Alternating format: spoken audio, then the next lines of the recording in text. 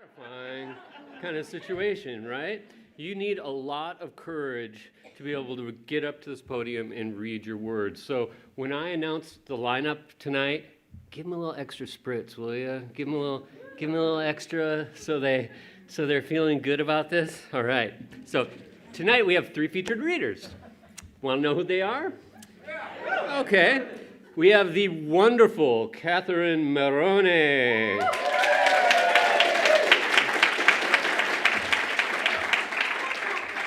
Yeah. The multi-talented and faceted Kenneth Hunt. And the one, the only, Judy Macuga Wandschneider. That's right. But each Fishtrap Fireside, we also have a sponsor. These are the folks who help us pay for the printing of posters, all the snacks you find out here. This month's sponsor has been with Fishtrap since the beginning in 1988. It's the Book Loft. Right.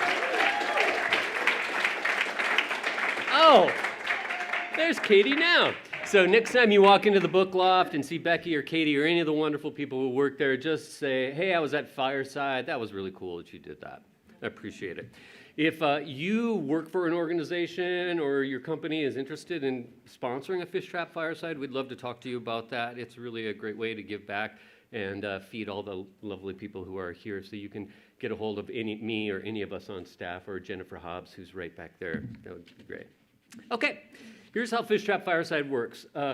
Each of our featured readers get about 10 minutes to share whatever they've been thinking about or writing down.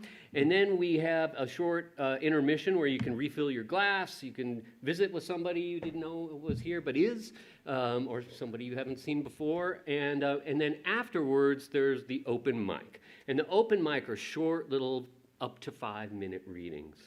So if you have something on your phone or a poem in your head or something that you read and want to share with folks, I encourage you to sign up for the open mic. We don't have anybody signed up for it right now. The open mic list is right there.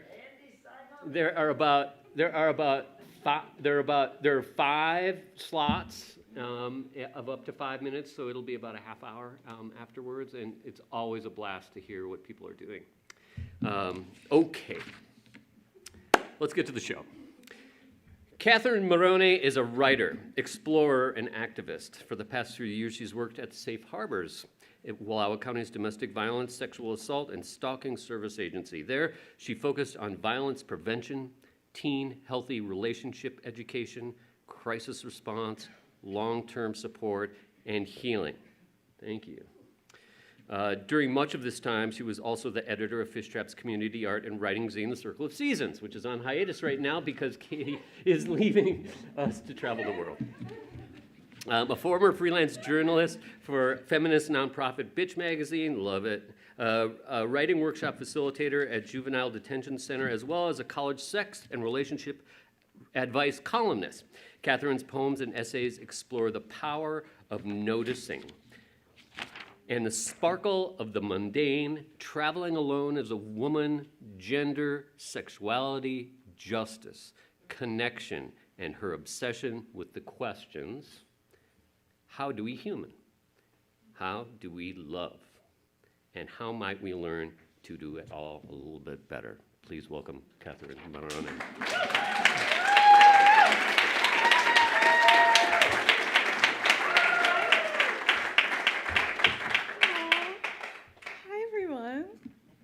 Oh my gosh, I'm so excited. Let me get my laptop going. Okay.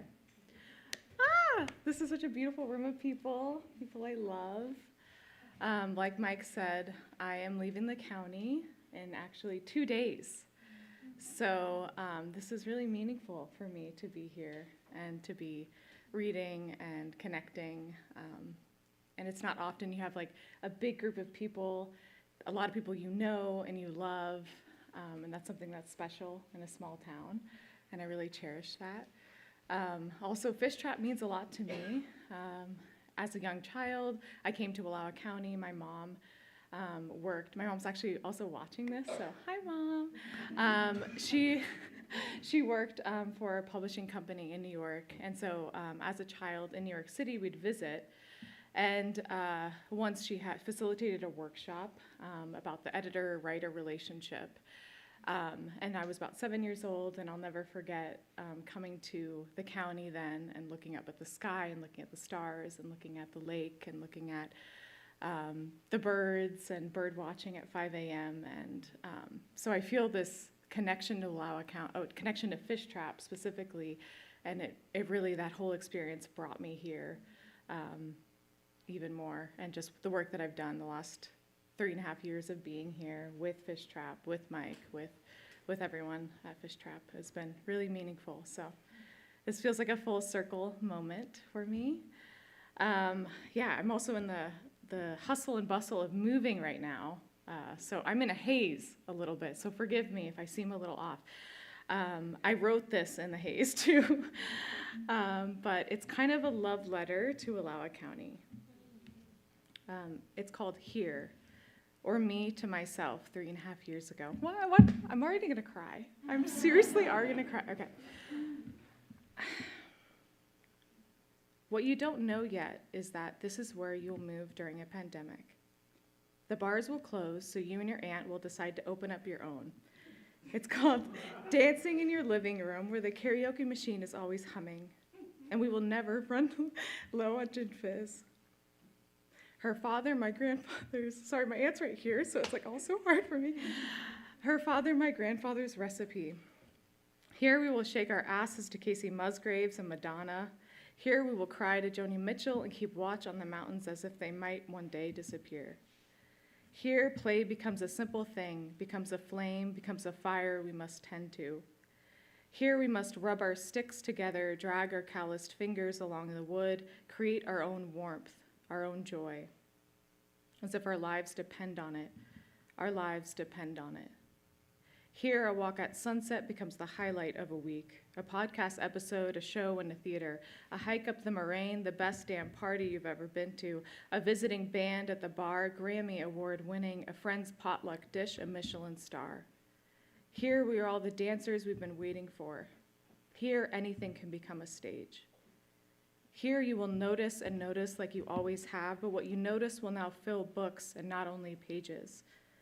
What you notice makes you feel as if you were on drugs, as if you are swimming in a lake of it. The cottonwoods, how their limbs dance, the hawk carrying mystery in its mouth, the cows eyeing you suspicious as if they aren't used to a human staying so still, so looking. Stay still, stay looking. Here you will learn the right way to wave at the ranchers who pass you by in their pickup trucks, always with the index finger and middle finger up, never taking the hand off the wheel. You think this is the most beautiful thing you've ever seen, and you work on this each time you pass them. You perfect your form, a community of wavers at the wheel. Here you learn that conflict is everywhere because humans are everywhere, and here there is no such thing as space. When you move here, there will be a total of 4 single men in the county, and you will date each of them. Here you will realize how much the lie of scarcity pulls at a heart, how this can affect how you open, how you choose, who you let in. You will remind yourself how unique it is, that connection, when it is right. You will remember you cannot just find it anywhere. Here you will learn what it is you want. Here you will never be more sure. Here we share the weight of what it means to be close, what it means to share a spotlight. Here we must see ourselves and each other. Here we are mirrors, and the mirrors are everywhere, around the corner of a grocery store aisle, in the waiting room at a doctor's office, at the only restaurant open in town on a Tuesday. Here you don't know who you'll drive by. Here we must work it out. We must know why we do what we do. And when we do, we must say the hard things and let our hearts beat loud. Our mirrors catch a ray of sunlight when we do this, and we spark flames. Here you will learn from your friends how to love. You will have the conversations with them that you wish you had with men. Here they will become the loves of your life, and you will learn that a community is just another word for it, love. Here you will become the teacher you needed when you were 13, and you will cry when you think about this. The teacher who shows you that violence is not in your blood, that cycles can be broken, that it's okay to ask questions, to wonder, to talk about sex and pleasure and connection and pain. The teacher who shows you how to be mad at someone in a way that wasn't like your father, wasn't like your mother. You will push for this education, and you will wonder why not. You will wonder why more do not. You will wonder why algebra is more important than love. You will wonder why we do not want to stop violence before. Here you will give the education you wish you had had, and you will tell teens that their bodies are their own and how to say yes, and that needs are not neediness, and conflict is not abuse, and abuse is not love. That love is an act, a choice, that boys don't need to be tough and girls don't need to be passive, and vulnerability makes a life. Here you'll talk about how attaching to someone is different than choosing them. Here you'll tell yourself the same thing. Excuse me. Here a girl will tell you that your class changed her life. Here a boy will tell you that he learned what it means to be a boy, which means anything. Here a 15-year-old girl will tell you that your class made her talk with her boyfriend, made them closer. Here you will be called Miss Katherine, and on your last day, the class will surprise you with 20 handwritten cards. Papers you would pin to the bulletin of your heart if you could. Here you will learn that boundaries are the bones of a life, that they hold it all together, that without them you will break. This is especially important because here your work will run into you everywhere. And one day, while buying tampons, you will see the woman you helped escape from her boyfriend out the back door of her doctor's appointment. The woman who sat in the back seat as you drove her towns away while you watched for his car in the rearview mirror. The woman who shared with you her favorite music, the weight of her dreams, the life that would be worth living.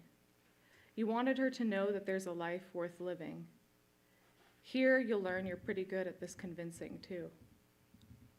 Here you will learn to walk. In the evenings you'll bring your mug full of Prosecco out to the street and follow the mountains and laugh that no one will mind. You will learn that there's a place where you're not afraid of the dark, that you will walk here under stars free. No gender. Here in the dark alone, you are not prey. Here you will learn that you can never relax in the comfort of despair ever again. That you can never believe in the lie that the acts of one person don't matter. Here you will see the map so clearly, the path to another world, the hands that build the trail, the fingers that touch it, piece by piece, care by care. Here you will learn how we all play a part in this damn show, how we all have a role, and that it is not enough to want, that we must move to. Here you will see just how many movers there are. And when the day comes that you will leave this town, leave here, you will wonder how you can do it. You will wonder how you can break up with a place. You will wonder how, as you buy your tickets to New York, to Argentina, tickets to other lovers, you will wonder how to say goodbye. And so you will stare at these mountains instead, like they are God, like they are your church. And you will tell them, here, here, you are home. Here, here, I have learned so much. Thank you all.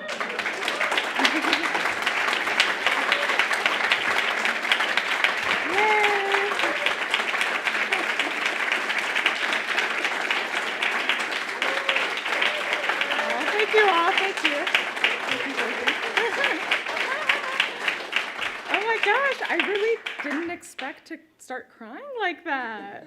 You know, when I was rehearsing this earlier, that didn't happen. So, gosh, thank you all so much for listening and for being here. I'm also honored to be the first of the readers for this season. And tonight, I would like to get a drink at the Range Rider if anyone wants to come and have a drink with me, and we could talk about the last 3.5 years, or we could talk about travel. I will be going for a few months to South America, Central America, and then maybe Europe, depending on money, we will see. But travel along around a while alone, and so I'm really excited for that. And if anyone has connections to any of those places, any countries, let me know. I would love to connect with folks. Yeah. Thank you all so much. I love you all.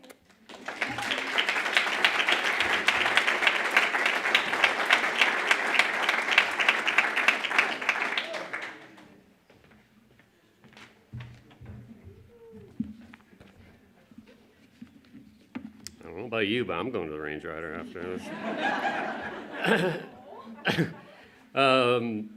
As I said, this is the launch of our new season of programming. A few years ago, when that gosh darn pandemic hit and everything shut down, Fishtrap was saying, oh my gosh, for 30-some years we've just said, come to the Wallowas, and then all of a sudden we said, well, no, you can also experience Fishtrap experiences at home, right? And so we developed these online writing workshops. And you know what? It's been really eye-opening because there are a lot of people who can't get here, who can't afford childcare or elder care or take a week off or don't feel comfortable walking around on uneven ground. And so we started having these online writing workshop experiences, and it's been amazing, the accessibility. We just started one yesterday about writing poems during a climate crisis, and the participants were from Oregon, Washington, and Juneau, Alaska. And I was talking to them, and they were all like, what is this Fishtrap thing? And we got to talk about it, and maybe one day they'll be able to come here. So now we're trying to do one in-person and one virtual workshop experience a month. And so I'm going to tell you what's coming up this fall. And you don't have to identify yourself as a writer, which you'll soon find out, to attend these things. Just before Halloween, our old friend Amy Minato is teaching an online creative workshop called Personal Hauntings. I think she wants you all to pull the skeletons out of your closet and dance around with them for a little while, you know? It's just one morning, Saturday morning, October 21st. And then on Saturday, November 4, there's an in-person workshop here at Fishtrap with Kirsten Rolla about creating sympathetic villains. It's 3 hours. It'll be here on a Saturday morning. It'll be fun. And then on Saturday, December 2nd, Cam Scott, who's back here, is teaching an in-person creative writing workshop called Writing for the Hearth. What's that going to be about, Cam? Whatever we want it to be. That's It's going to be fun. Yeah. So you can register for those at fishtrap.org, or you can just come to me at the break and we can sign you up. If money is a problem, we can talk about that too. We're offering scholarships on a need basis. Okay, let's get to our second reader. Ready? Here it comes.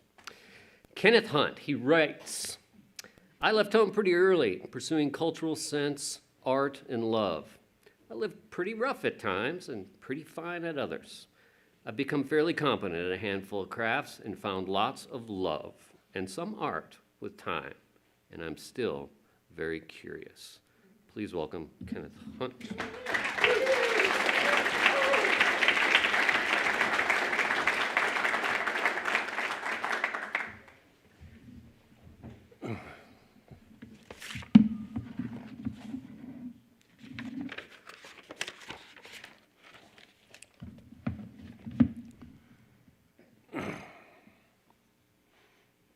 Particle physics, an explanation.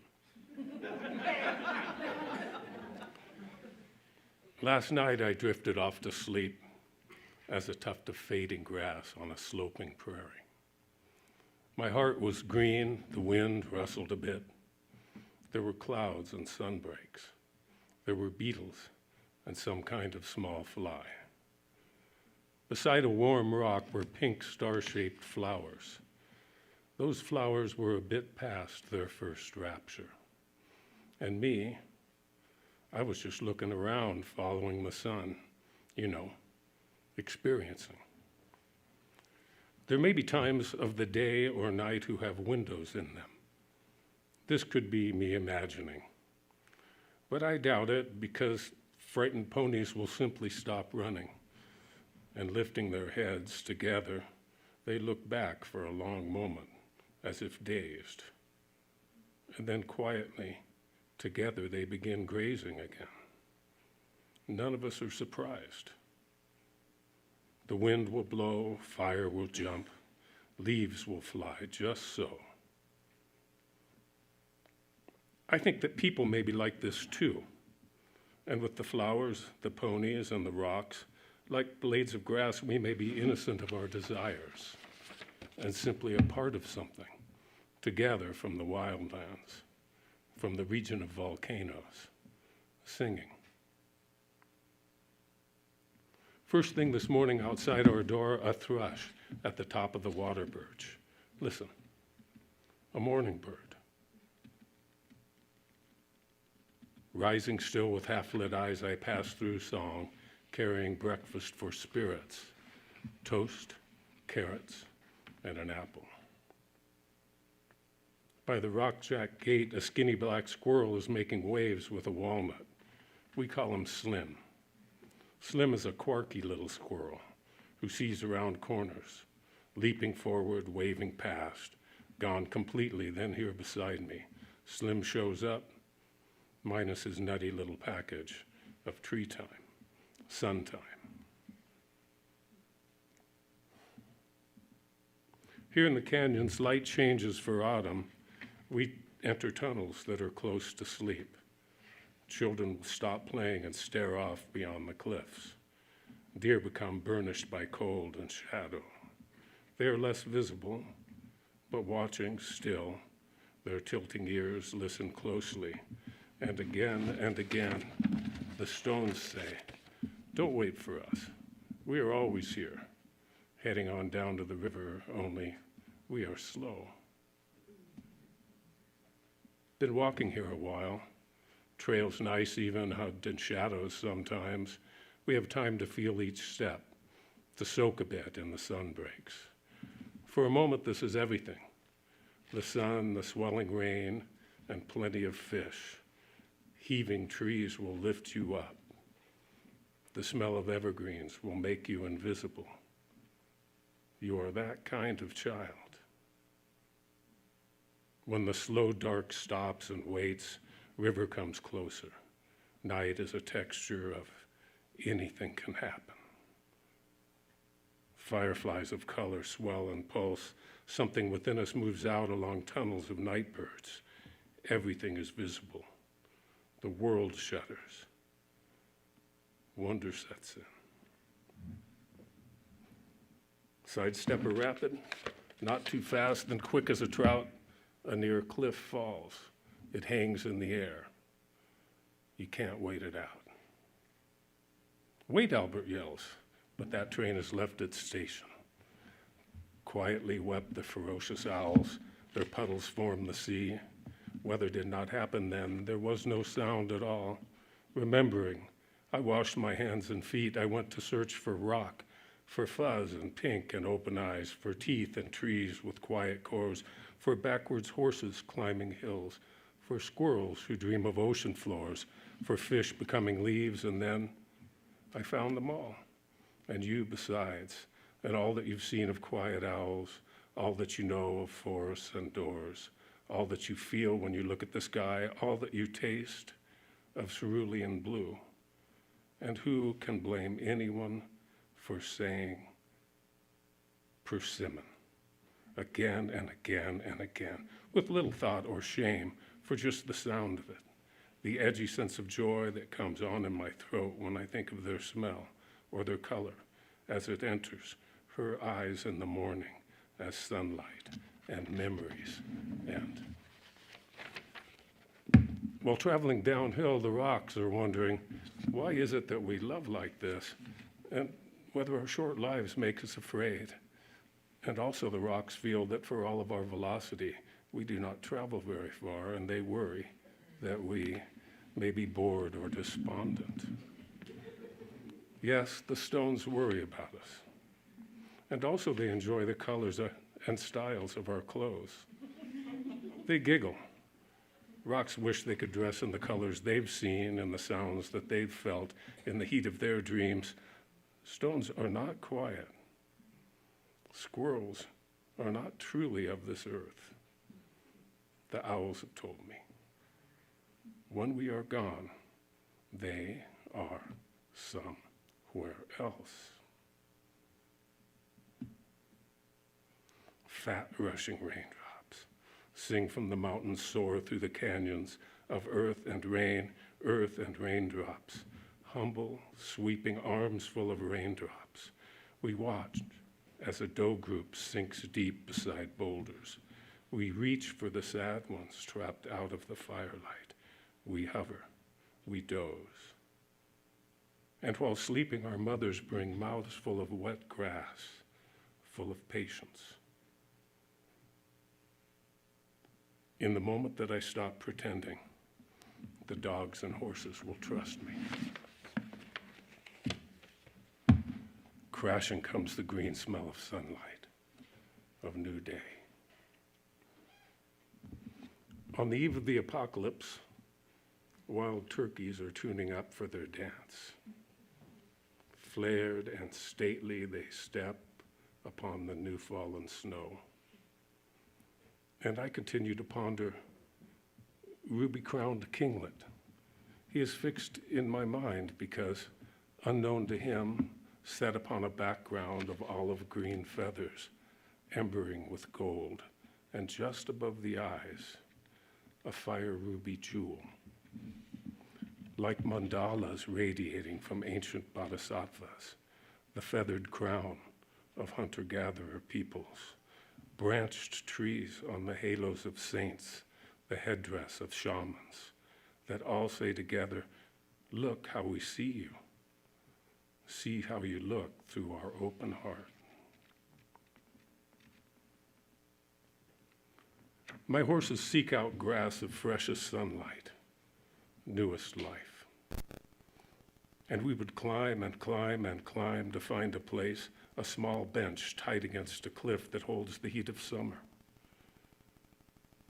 There'll be streaks of raptor fledglings' nerves on taking flight for the first time. White on gray basalt.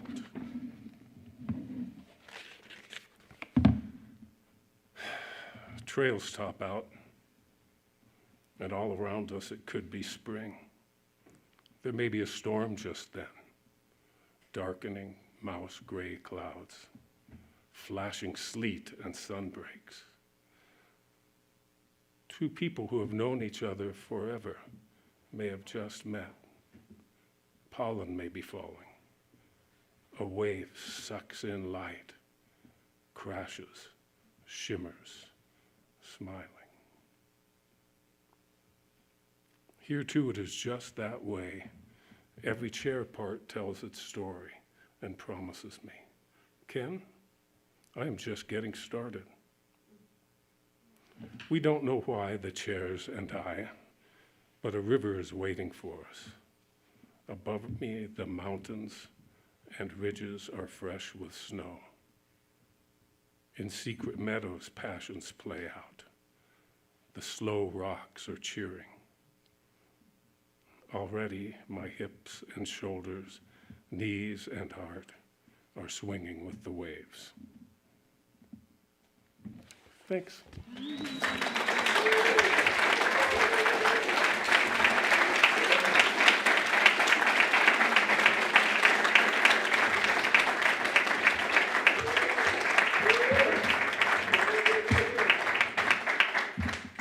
The first time I met Kenneth was not very long ago when he had registered for Fishtrap's Outpost on the Snake River program. Fishtrap has this Outpost program where in June folks go out onto the Zumwalt Prairie, the Nature Conservancy's camp, a small group of writers to connect with the natural world and write about it. And in September, we have an experience in partnership with Winding Waters River Expeditions, which is a trip down the Snake River in Hell's Canyon with the same goal, to connect with a writer and experience the wilderness. And I know that several people in this room have either attended the workshop or have worked for it or have guided the experience. So I want to let everybody know that we know who's doing it next year, who's leading the experiences next year, and I want to share that with you.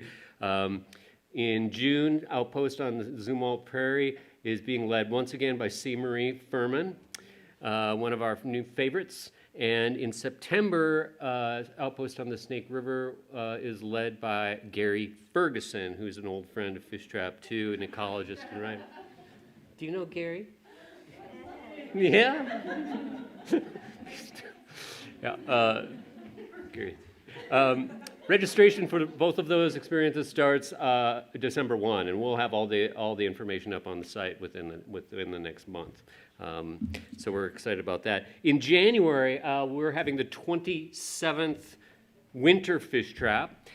Winter Fishtrap is a weekend conference where we talk about things that are important to people of the West. Fishtrap's mission is to promote clear thinking and good writing in and about the West. This is really a part of the clear thinking, and each year we try to come up with a subject that is important for folks living here and around the West to have a conversation about, to bring different people of different experiences together.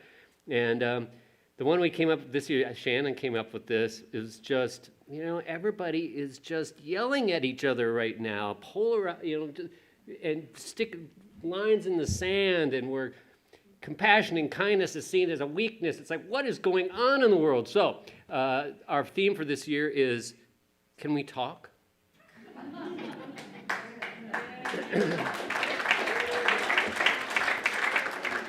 And if you don't mind, I'm just going to read we're still putting it together. We're still bringing out who's going to have it. But in essence, it'll be a weekend here, MLK weekend in January, where we'll have opportunities to figure out what the heck is going on and connect and show that we have more commonalities than differences, right? Okay. Then I'm super happy about this. The NEA Big Read is coming up in February and March. Maybe you've heard already that the book for this coming year, it's the first year that Fishtrap's Big Read has done a book of poetry. It's the Catalog of Unabashed Gratitude by Ross Gay. If you don't know about Ross, you will soon. And I think that this book will make all these people who think like, oh, poetry, it's dry, it's so heady, I can't get through it. Ross's poems are joyful. This book is a lot about gardening and being thankful for all the things in your life. And the big deal about it is that Ross Gay is coming to Wallowa County in March. He's kind of a big deal, and so we're trying to get the OK Theater, and it should be a really wonderful time. We'll also likely have Oregon Poet Laureate Anis Mujgani here to do the kickoff, as well as weekly events. Plus, Fishtrap gives a bunch of books away to schools and libraries, so look for that coming up this fall. And then finally, it's only October, and we're already talking about Summer Fishtrap. But I will announce the Summer Fishtrap lineup of workshops and instructors early November. I'm not going to tell you everything about it right now, but we've been working really hard, and there's going to be some neat stuff. So that's what I got. All right, let's get to our final featured reader this evening. Judy sent this beautiful little love letter to all of us, which I'm going to read. Judy Macuga Wandschneider writes, I am old. I came here when I was a mere girl of 22 years old, married to Rich Wandschneider, one of the founders of Fishtrap. Rich was the wonderful writer in our family. I was the writer of letters to my mom. Together, Rich and I bought a small acreage on Alderslope and raised a garden, sheep, chickens, a turkey, and 2 boys. We started the local bookstore, the Book Love. Then had Pica Press for a while. I went back to college to get a master's in social work and worked for the state's Children's Services Division and the Wallowa County Juvenile Department, where I started a successful Big Brother, Big Sister program. I was involved with our local domestic violence program and became a therapist for many years at the Wallowa Valley Center for Wellness. I waitressed when things got tough. Through lots of this, I took a few Fishtrap classes here and there. Most recently, I took a class on oral storytelling, got the bug to take Summer Fishtrap workshop with Luis Urrea, and found myself wanting to write more. So here I am. Notice, and this is for all you folks, it's since she wrote it in capital letters. I have no real writer credentials, And that means you could be reading at Fishtrap Fireside too. Please welcome Judy Wandschneider.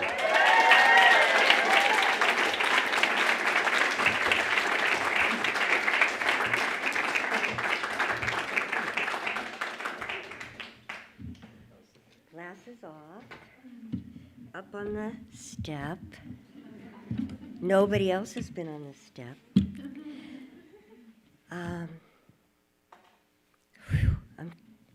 I think I have to pee. All right. So I time myself,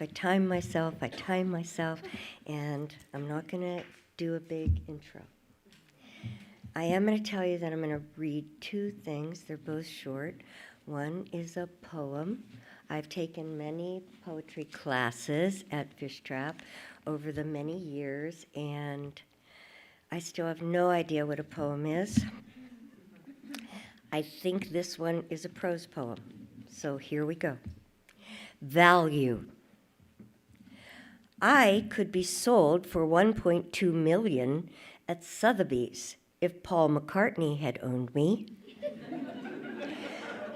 Maybe chosen to be given an estimated value at the Antiques Roadshow somewhere. Stored in an attic after great-grandpa died until dust obscured my frame. Even though I never met him, I hated my great-grandpa. He betrothed my 11-year-old grandmother to my 21-year-old grandfather on the boat from Calabria, Italy to Ellis Island. And then,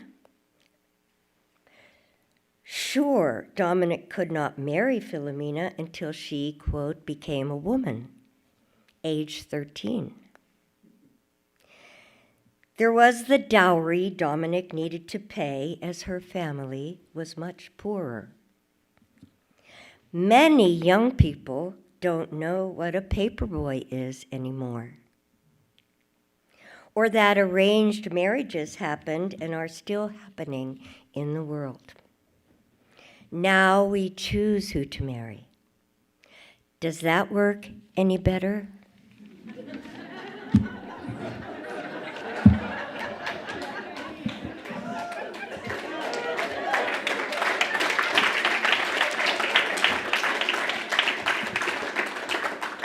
Now, this one is a short story. I think it's a short story. I'm sure it is. And I have a friend that heard it that said I need a tiny intro, so I will say 22 years ago, I went with a mental health team from the Northwest to 9/11. And when Mike Midlow asked me to read tonight, I remembered that time because it was near the anniversary of 9/11. So I am reading this because of that. The names are changed, not to protect the innocent, but because I can't remember any of the names from 22 years ago, but I do remember the little boy's name. So here we go. Are you hearing me okay? Because you're going to love this story. Give sorrow words. He was 5 and hid behind his mom's right leg. Black hair, dark eyes, and skin the color of an acorn shell. His mother, she introduced herself as Carolina, could not have been more than 25. She had come with her boy to the temporary Red Cross mental health station across the Hudson River from where great plumes of taupe-colored smoke and ash still darkened the skies of New York City. Why was Carolina here, I asked myself. The woman just stood there smiling. With all the horrifying death and destruction around us, this pair seemed okay. Mom slowly began to talk about coming alone to see a counselor with her son Mateo because her husband was at work. So Mateo's dad clearly hadn't died when hijacked Flight 11 went through floors 93 to 99 of the North Tower, or when United Airlines Flight 175 struck floors 77 to 85 of the South Tower, less than 17 minutes later. Mom's worry was that Mateo refused to go to school. He was such a good kindergarten student, top of his class, stars on everything, lots of friends, ace forward on his soccer team. He loved school. But now he hit, he bit, he kicked, and threw himself on the floor when the bus came. No one could drag him to school, even in his blue Superman pajamas. Needing daycare was not the problem. Mom told me she could stay home with Mateo while Dad drove an excavator in New York City's downtown. You know, they're always doing construction in the city. He's never without work. But school, Carolina said, she tells Mateo, school is important. You must go. So I asked Carolina if she had ever worked outside of her home. Oh, yes, she said. I worked in the hotel connecting the Twin Towers of the World Trade Center. So many interesting people would stay there. She casually mentioned that she was on duty when the first tower collapsed. Everything shook. I was sure it was an earthquake. Slightly lifting her shoulders, she told me that she was buried underneath the hotel's front desk when firemen started bringing in bodies of the dead. They were placed side by side in our lobby. She continued by saying that she could not get out from under the debris, but she could see everything. Because of my training as a therapist, I began to recognize the necessary denial lodged in Carolina's possible post-traumatic stress disorder. I softly asked, when did someone realize you were under the desk and free you? Mateo's eyes were wide and staring. Oh, about 17 hours later. They were very busy, you know. But firemen and policemen got me out, and I didn't even have a scratch. Was driven right home. And I asked, how were things when you got home? Well, by then it was very early the next morning, and I expected everyone to be asleep. But Mateo and my husband had their eyes glued to the television, even ate some nachos in front of it. No real dinner. The news channels had everything about the Twin Towers on TV, you know, even people jumping from those top floors. So Mom left Mateo with me in the little Red Cross cubicle for grief therapy and PTSD evaluations. He begged her not to go, but Carolina promised him she would sit right outside the door and they would get French fries after the two of us had so much fun. Mateo did not talk. He would not look at me. Nevertheless, I managed to tempt him with some paper and crayons in all sorts of waxy colors. At first, he just looked down and fingered the round crayons. Mom tapped on the outside door once or twice to let Mateo know she was still there. I was quiet, sitting in my usual child therapy position beside him at the small yellow table with two chairs. Eventually, he began to draw a big heart. It was lopsided and a bit squiggly, but Mateo was intense. His drawing took up the entire page. Then he grabbed up crayons and furiously colored the heart red, then orange, then yellow, then partially black. Around the edges of the heart, he colored the bluest of the blues from the crayon box. When he was done, he was done. I said what I usually say to little ones when they draw. Tell me about your picture. He said nothing, but rolled his eyes as if to say, "It's a heart, you dummy."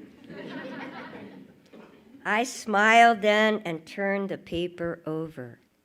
Since Mateo could only print the letters of his first name, I asked if he wanted me to write anything else before he signed his name. Without a blink of hesitation, he said, "Write to my mom. I am very sorry I could not save you. I will never leave you again. I love you." And then he printed M-A-T-E-O. We gave that picture to his mom, who casually stopped by to see me the next day. "Hi, Carolina," I said. "Do you want me to see Mateo again?" "No," she answered. "He's at school."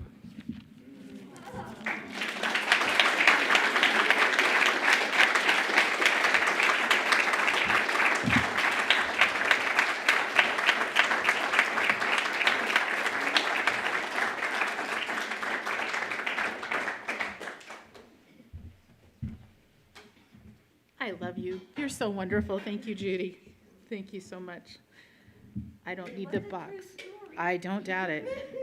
Can you imagine? I don't know if you all were thinking this. Hi, I'm Shannon. I'm the executive director of Fishtrap. For those of you who don't know me, but could everybody else imagine what better child therapist in the world than Judy? And not just because of her size. I mean, I could just picture her sitting her in the little chair, but what a gift. So thank you so much. So, hi. I'm going to pull up my little notes here. I have some notes for you. I want to thank you all for everything you do and for keep showing up and for being here. I look around and I see so many new friends and so many old friends and I see my mom. I was just curious, how many of you have never been to Fireside before? Can we raise hands? Welcome. How many of you who've never been to a Fireside before think you're coming back? Excellent. That's what we care about. Excellent. I also know we met a couple of folks back there. I'm going to point you out a little bit that literally drove from Sisters and got to the door at 6:30 and said, "What's going on here tonight?" And so welcome from Sisters, our friends. Yeah. Yeah. And I'm looking for my little thing that tells me what I'm going to say. So there's a couple things going on at Fishtrap this season. You heard about some of them. There's one that's brand new that we've talked about a little bit, is that Fishtrap is adding a theater program to our resources, which is pretty exciting. Involved, and as part of that, is we are partnering with Mid-Valley Theater Company. How many of you know who they are? How many of you have acted with them? Excellent. Thank you. How many of you are acting with them currently? Hello, George. Exactly. Mid-Valley Theater is about to launch their first production full production since 2019, 2018, something like that, since before the pandemic. And they are doing Agatha Christie's The Mousetrap at the Oddfellows Hall in October. Fishtrap is selling tickets online for them, so if you would like to buy tickets, you can do that. You can also buy them at the door, so I wanted to let you know about that. Also, we're doing you see the blue tape on the floor? We are not starting a basketball league, or are we doing hockey, but we are hosting rehearsals for children's theater musicals that is going to happen at the OK Theater, so stay tuned about that. We also got word, and I'm going to make it official tonight, that how many of you remember Jason Graham and East Mashgani, who's been through the county? A lot of you know who he is. He will be Fishtrap's official writer-in-residence for this year. He will be here over 5 weeks throughout the county, including during the Big Read, including during Winter Fishtrap, and also during in the spring later on. So stay tuned for that. I'm tying him into theater for lots of reasons, and you'll hear more about that soon. And then, finally, before I leave, I do want to talk about one super important thing. There's an open mic that's happening right after this. And I want to do a little teaser. I'll do the bigger teaser later, but I want to do the little teaser about the open mic. If you're one of those folks who tends to leave at intermission, don't do that anymore. This is fun. Last year we made a little change and we added a little drama to the open mic. And what it means is that we do ask you to read for 5 minutes, but there are consequences if you go over, and that adds a little jeopardy. It's like watching Big Brother in the 90s. It's like it's all back. So stick around for the open mic. More importantly, stick around for the open mic, because the folks that do that, you think these folks are brave. Do what you can to support them. So I would love that. Finally, I had a conversation. I have this friend, my friend who's holding her squash in the corner over here. My friend Mel and her squash Sam. They're sitting here in the corner. We were on our way to Hot Lake on Sunday. I recommend that, both Mel and the Hot Lake experience. But we were driving and the squash. But we were driving and I was talking about Fireside, and Mel goes, "You know, I want to talk about the Fish Trapper program." And I said, "You do?" And she said, "Yeah, I really do. I want to get up. I'm a fish trapper. I want to talk about it." For those of you who don't know, Fish Trapper being a fish trapper means you're one of our sustaining donors. You get to be a part of a program that supports Fish Trap through the whole entire year, supports all of our programs, make sure we keep these beautiful doors open, but also you get a few little perks like discounts to programs and special other things that are coming up. So Mel asked if I would give her a minute, and so I'm going to give her a minute, so her and her squash Sam, and would you all welcome Mel Sharp to the stage?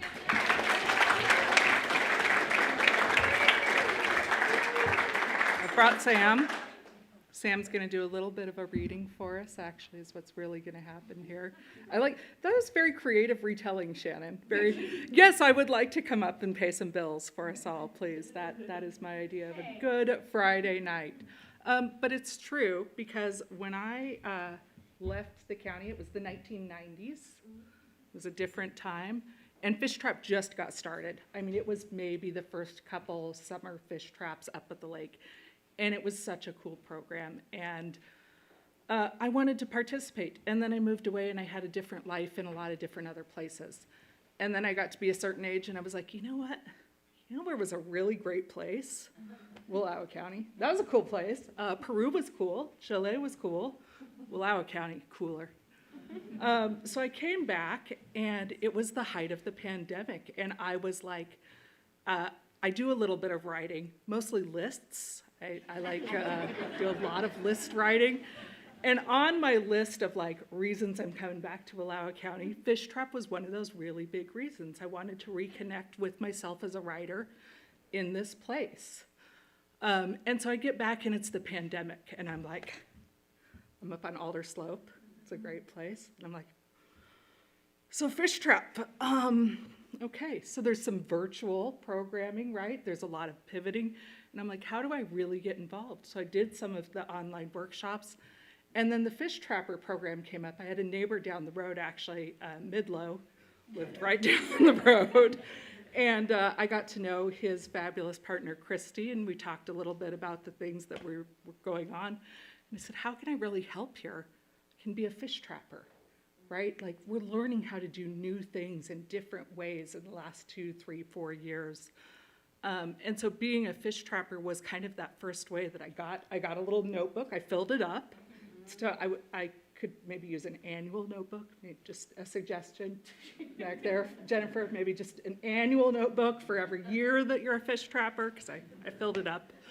But it's a great program. And Shannon and I were talking, and we were talking about subscriptions, Netflix, Paramount, Apple TV, right, Hulu, all the things. I said, you know what, I just went through, I canceled a bunch. I think I'm a fish trapper for like $25 a month, I think. Look that up, I don't want to, inflate that. But I started doing the math, because that's what I do in my day job, is math a lot. I was like, okay, $25, that's $300 a year. If 9 people joined me a month, that's $30,000 a year. That's a new program. That's a theater program. That's accessibility for folks, that want to attend these events or the workshops in different ways. There's an accessibility coordinator at this point. I'm running out of breath now because I'm getting so excited. Hold on. This is why Sam came. So I did want to share, if you don't know about the Fish Trapper program, There's some signs up this evening. There's some QR codes if you're like me and kind of live in this like digital world and go check. I'm sorry, you want me to write you a check? Okay. I love checks. I can never find my checkbook. So if QR code is your thing, if you want to find a way, Jennifer Davis Hobbs is back there. Talk to her. She knows everything about the Fish Trapper program, except for this, one notebook every year, Jennifer, please. Just filling it up. That is it. I think we've paid some bills. It's time for intermission. It's time to get some sign-ups for the open mic. Sam's not feeling super wordy tonight, so please sign up. Enjoy intermission. Beverages back there, please throw some cash in for beverages into the fish. If you need merch, Christmas shopping. How many shopping days till Christmas? Does anyone? I don't know. Everyone's getting a Fish Trap hoodie. Thank you for being here. Thank you to our readers. Enjoy the break. Come back for open mic.